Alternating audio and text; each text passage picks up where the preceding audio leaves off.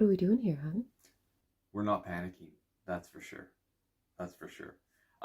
We have some awesome growth in our little grow room, our tiny little 2 light grow room.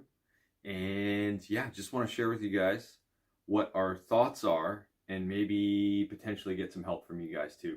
Would be awesome. Okay, so the first thing that we've noticed this year as opposed to last year is that we've had zero pest pressure, and we're not too sure why. This year we went for just leaf mold, our compost, and some worm castings. And last year we did the potting mixes and stuff like that. So I'm not sure if that's a contributing factor or not, but this year we've had zero gnats or flies or anything. The other interesting thing is we haven't added any fertility to these at all other than our Brian Siebert mix, which is 40% of our own compost, 40% leaf mold, and 20% worm castings. And the plants have done awesome. Okay, so here we have our red Russian kale. We have a variety of onions and also some scallions. So we're gonna get these hardened off in the next few days and then get them over to the garden. These are our Walla Wallas, which we're very excited about. And there's also some Kelsey in here. So we're really gonna go big on the onions this year. And because we just loved them so much last year, we just didn't do enough.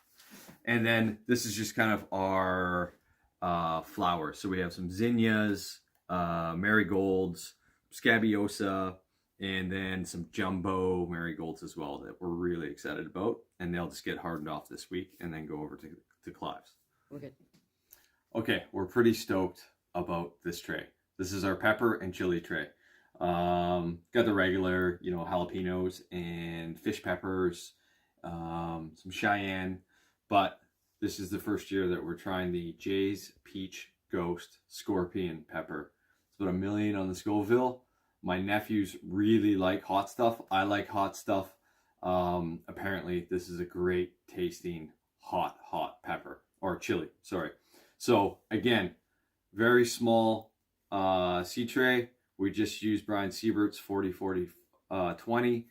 No additional fertilizers at all. And I'm pretty new at gardening, but I think that's a pretty healthy plant there. That's a really, really nice start. So let's go. Okay, so as you can see, we've got some flowers and we've actually even got some fruit. This provides us an opportunity to try a couple different things. So I think what we're going to do is we're going to pull some blossoms off a couple. We will actually chop a couple and then just kind of see over the summer if there's any differences in growth. So yeah, excited about that. Okay.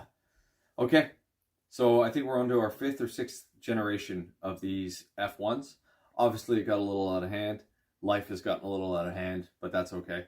So yeah, we're just gonna prune these up like we have the last 3 or 4 or 5 times, and yeah, get them into a manageable size. And this will probably be our last pruning and repotting before they go out in the ground end of next month. Fingers crossed. So we're gonna do that and we'll be right back. All right, so that literally took like 10 minutes max.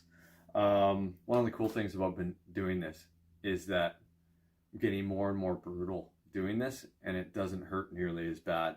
So yeah, just trimmed them, pruned them, stuffed them in a pot, and filled them up with the Brian Siebert mix. So the only difference that we did this time too is we added a little extra fertility with the worm tea. We did a harvest of worm castings the other day and just made up a very quick worm tea extract. Not to be confused with worm tea. If you want to see a really good video on worm teas, go check out Anne at Plant Obsessed. We'll put her video in the bottom. And the other thing I want to mention is that this compost, Brian Siebert actually put out a video last week on how he makes it. and it's a very simple video. We've had a lot of success with it this year, and yeah, it's been great. So we'll link his as well in the description.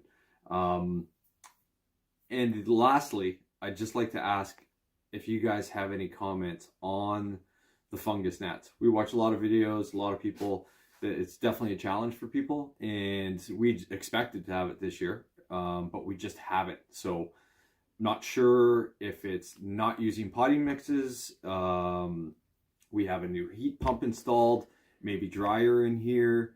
You know, we water from the bottom, we water from the top. So there's, yeah, so just be interesting to see if you guys had any thoughts on it.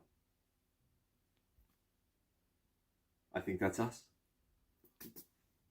Stay awesome, guys.